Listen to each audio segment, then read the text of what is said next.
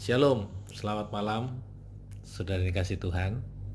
Malam hari ini saya akan mengawali hari di mana kita akan mencoba untuk kita bisa mendengarkan renungan malam. Ya, dan ini semua saya berharap kita semua bisa diberkati melalui renungan malam ini.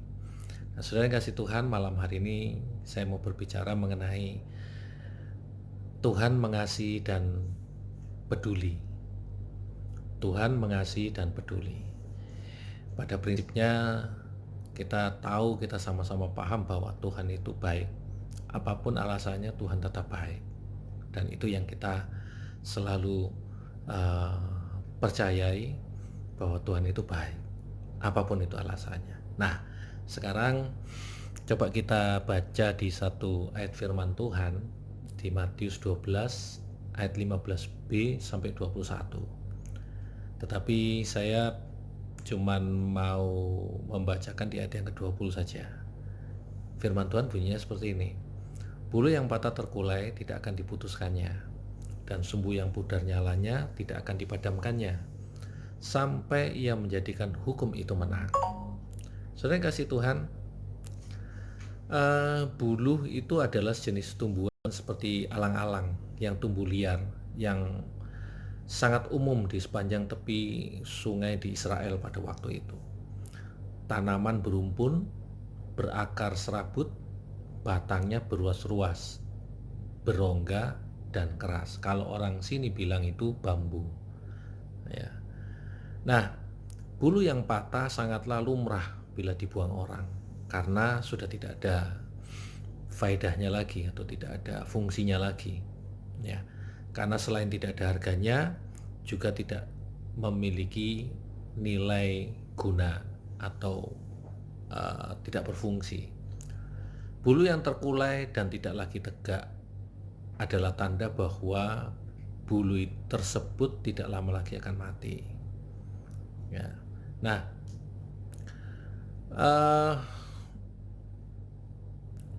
sumbu adalah benang, ya, yang berfungsi sebagai jalan persepan minyak. Kalau di kompor, zamannya kompor minyak tanah, itu kan ada sumbunya, ya. Itu fungsinya untuk jalannya minyak tanahnya menuju ke atas supaya pada waktu kita nyalain apinya itu bisa menyala, ya. Nah, bila sumbu itu pudar atau artinya apinya mengecil, semakin mengecil itu berarti tanda minyaknya itu tidak ada, tidak jalan, ya. Jadi akhirnya sumbu itu menjadi mengecil dan mati, ya gitu. Nah, bulu yang terkulai dan sumbu yang pudar nyalanya itu adalah gambaran tentang orang-orang yang hidup dalam kegagalan. Ya, orang yang hidup dalam kegagalan, mereka menganggap bahwa semua sudah berakhir, tidak ada harapan lagi. Atau orang-orang yang frustasi, tanda kutip sakit, ya, frustasi. Mereka menganggap bahwa sudah tidak ada artinya lagi kehidupan ini. Atau orang-orang yang selalu dicap sebagai orang berdosa. Nah, ini kebanyakan kita selalu menganggap bahwa orang itu banyak dosanya, ya, atau orang itu jahat, itu bajingan, itu preman, itu tidak layak itu untuk kita kita temenin kan gitu. Nah, orang-orang berdosa ini mereka menganggap bahwa tidak ada harapan lagi untuk bisa mendapatkan kasih karunia Tuhan, ya. Atau mereka menganggap bahwa apakah iya Tuhan itu mengasihi saya kan gitu, ya. Nah, saudara yang kasih Tuhan, jika melihat orang-orang yang seperti ini, ya, bagaimana respon kita? Ya normal, kebanyakan orang itu pasti responnya menjauh. Mereka menganggap bahwa orang-orang seperti itu tidak layak untuk ditolong atau tidak layak untuk dijadikan teman.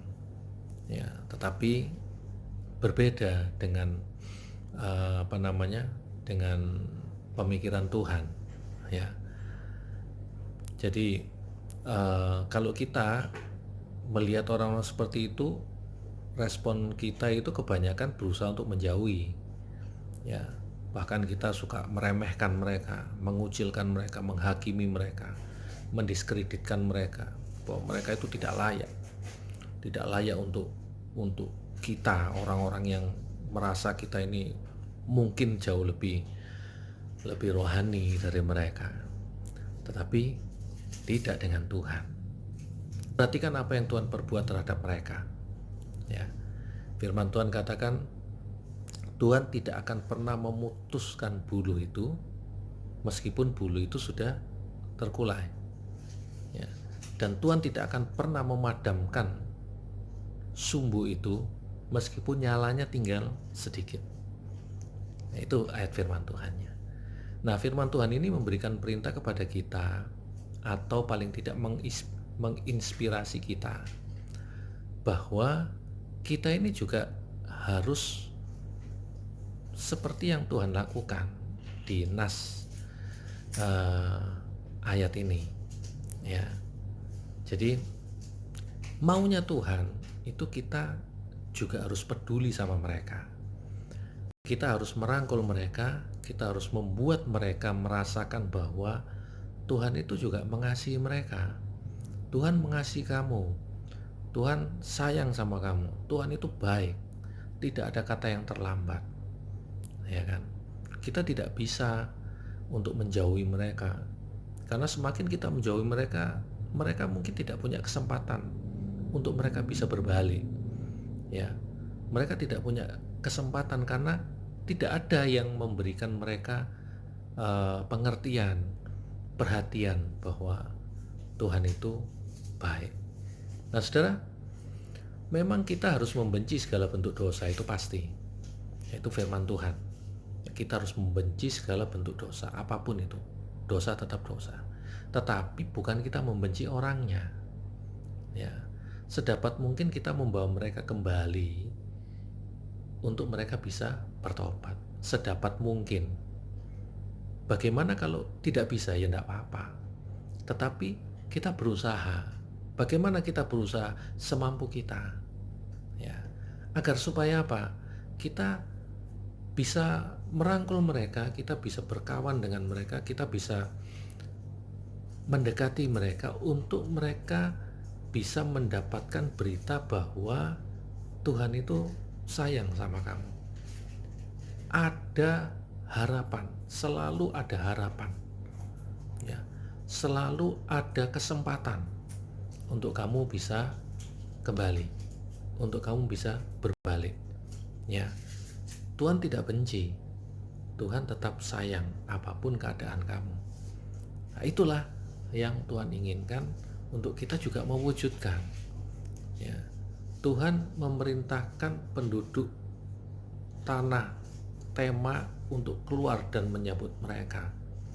Itu firman Tuhannya, ya, dengan membawa air dan roti. Yesaya 21 14-15. Bukan pedang dan batu, tetapi air dan roti, ya. Air dan roti berbicara tentang firman Tuhan, ya. Nah, itulah sebabnya malam hari ini dengan renungan yang singkat ini kita boleh memahami bahwa ada banyak hal yang bisa kita lakukan ternyata, ya. Ini kesempatan kita. Mungkin kita tidak ada waktu lagi untuk kita bisa beribadah di gereja sementara ini, tetapi kita bisa mewujudkan juga dengan mempedulikan lingkungan sekitar kita. Siapa tahu ada orang-orang yang perlu untuk mendapatkan berita sukacita ini bahwa Tuhan itu baik. Apapun yang terjadi dalam kehidupan Anda, Tuhan tetap baik. Kesempatan pasti ada. Tuhan selalu menunggu kapanpun kamu mau berbalik.